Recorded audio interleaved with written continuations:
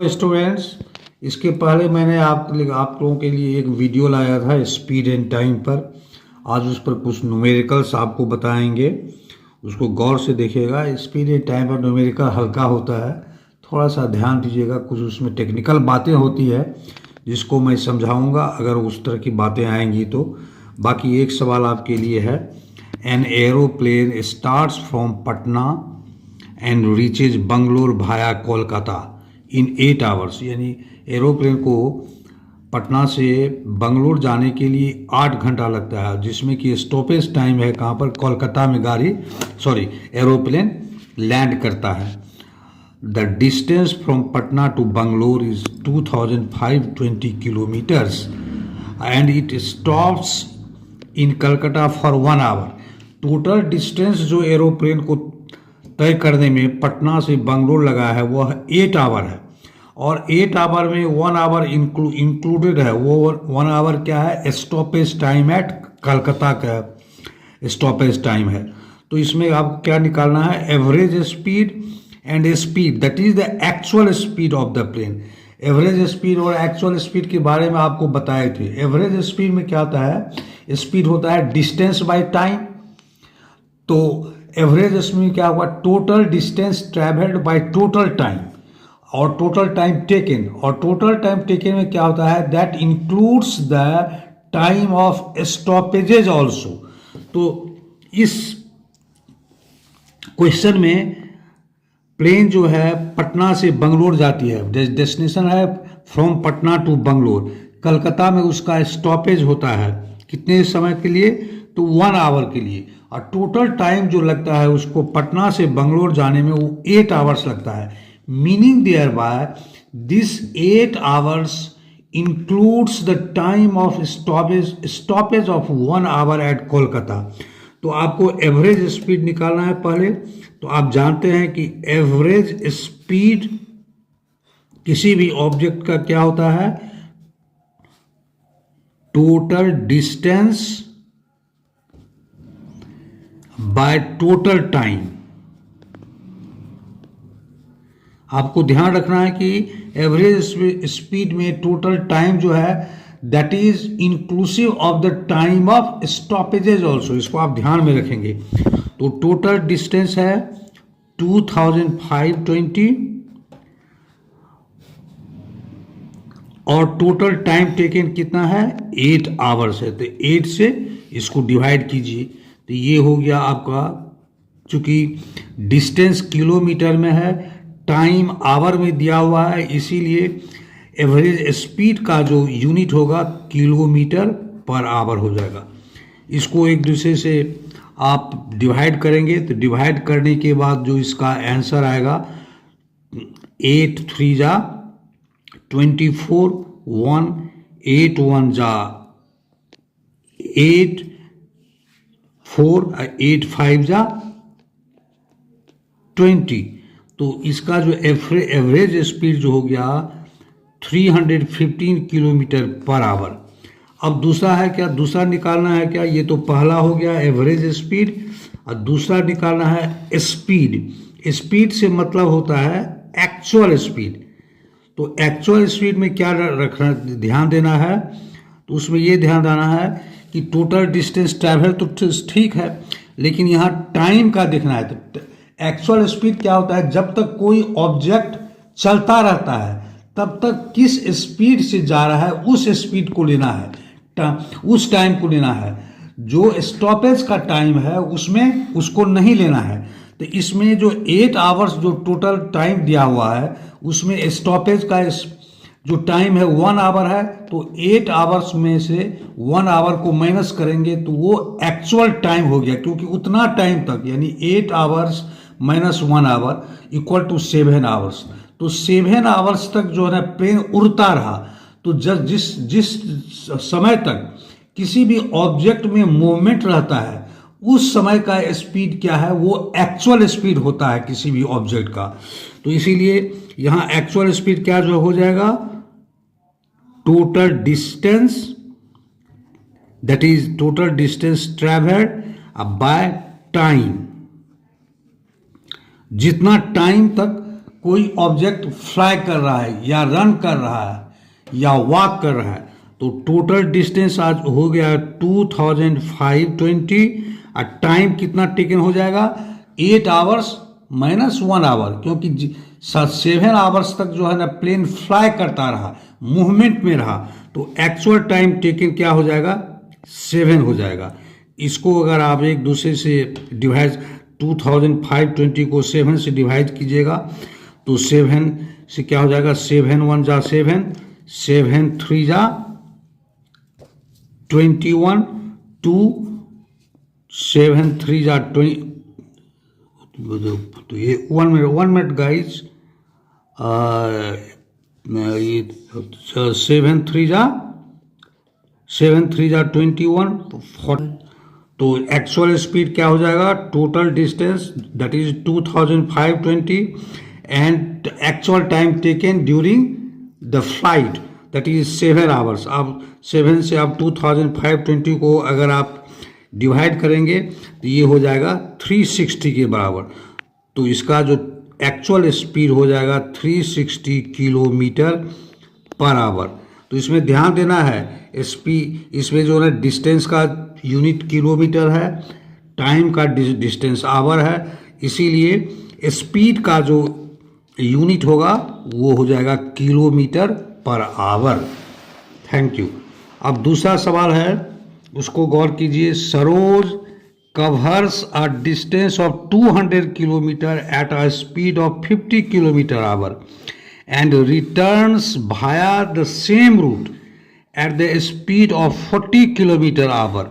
Find his average speed of the entire journey. कहने का मतलब है कि क्या हुआ, सरोज जो कवर एक डिस्टेंस 200 किलोमीटर का स्पीड 200 किलोमीटर का डिस्टेंस तय करता है, किस स्पीड से, तो 50 किलोमीटर आवर के स्पीड से। अब फिर उसी रास्ते लौट आता है, यानी 200 किलोमीटर जाने में 200 किलोमीटर आने में हुआ उसको डिस्टेंस कवर करता है। तो 200 किलोमीटर जब जाता है तो वो किस स्पीड से जाता है 50 किलोमीटर आवर से जाता है, और 200 किलोमीटर फिर जो रिटर्न होके आता है तो वो 40 किलोमीटर के स्पीड से आता है। तो कहता है कि एवरेज स्पीड क्या होगा।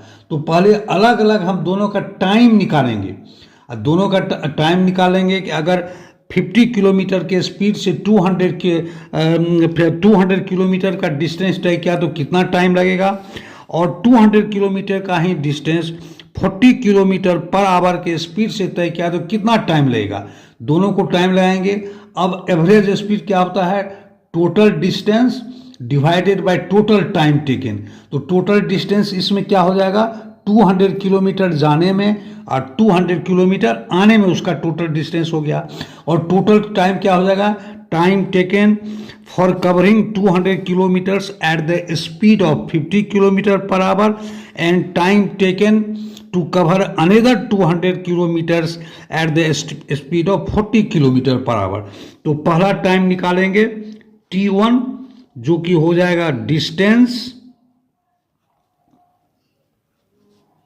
Bye speed, distance 200 kilometre, speed है 50 किलोमीटर आवर। देखिए यहाँ पर यूनिट को भी ध्यान रखना है, यहाँ डिस्टेंस यहाँ किलोमीटर में है और स्पीड भी किलोमीटर में है, तो तब इसको जो दोनों का यूनिट डिस्टेंस का सिमिलर है तो इसमें कुछ छेड़छाड़ करने की आवश्यकता नहीं है।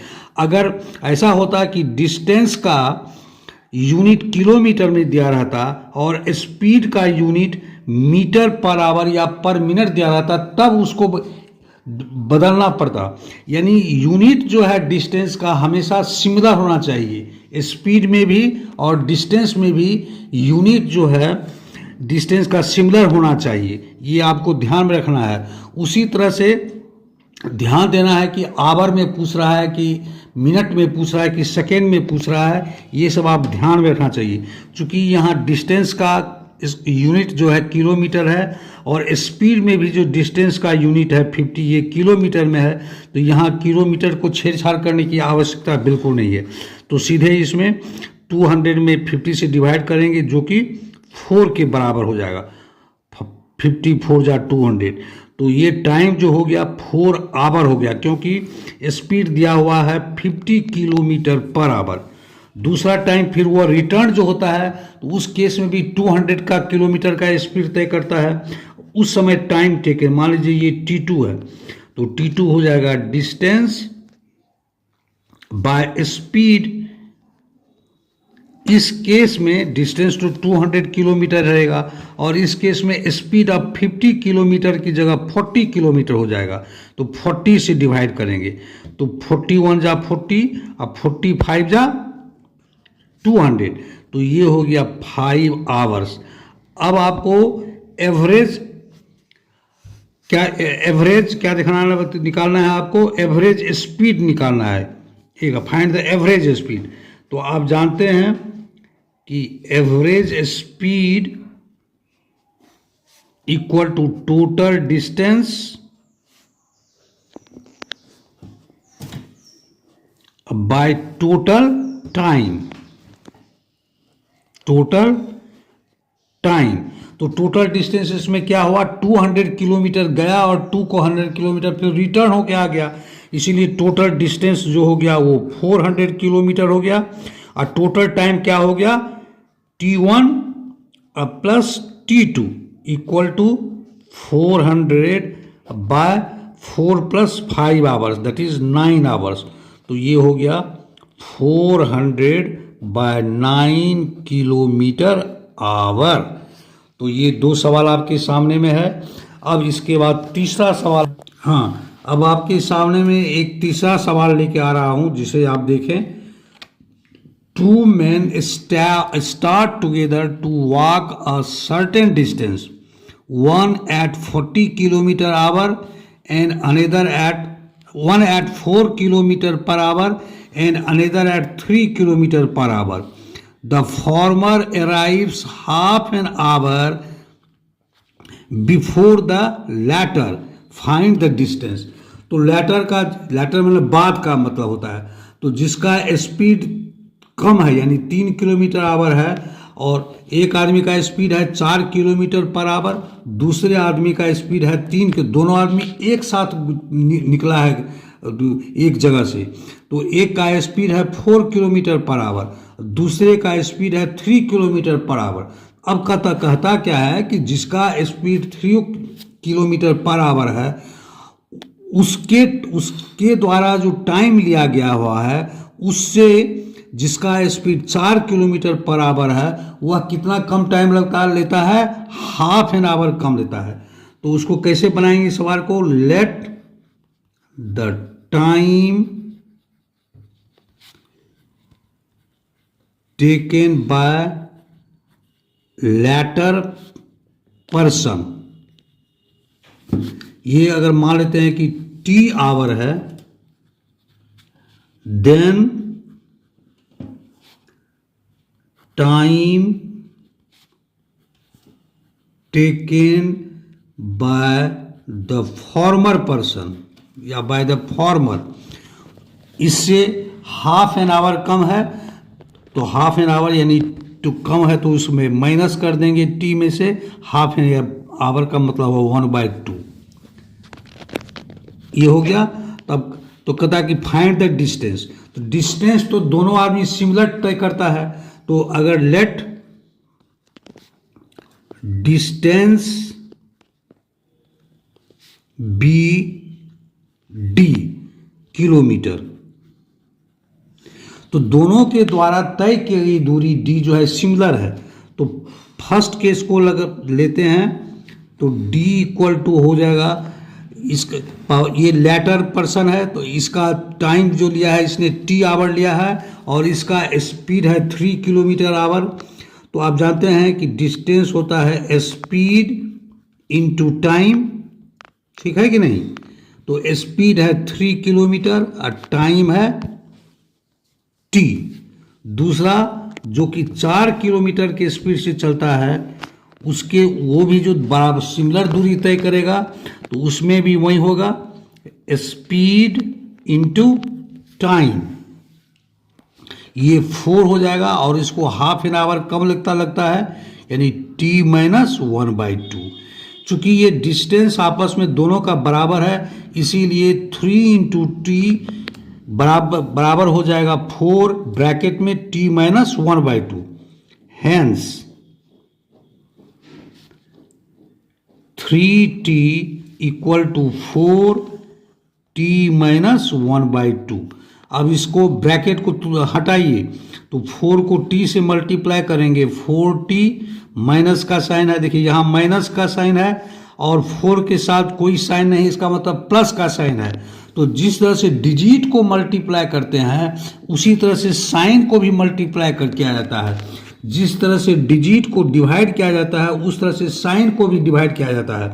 तो मल्टीप्लिकेशन, साइन का मल्टीप्लिकेशन का क्या मेथड है कि plus into minus equal to minus, minus into plus equal to minus, plus into plus equal to plus, minus into minus equal to plus, ये ध्यान रखिएगा। तो 4 को माइनस 1/2 से मल्टीप्लाई करना है, 1/2 के साथ साइन है माइनस, 4 के साथ साइन है प्लस, तो साइन को मल्टीप्लाई करेंगे प्लस इंटू माइनस, तो यहाँ माइनस का साइन होगा और 4 को 1/2 से मल्टीप्लाई करेंगे जो कि 2 के बराबर हो जाएगा।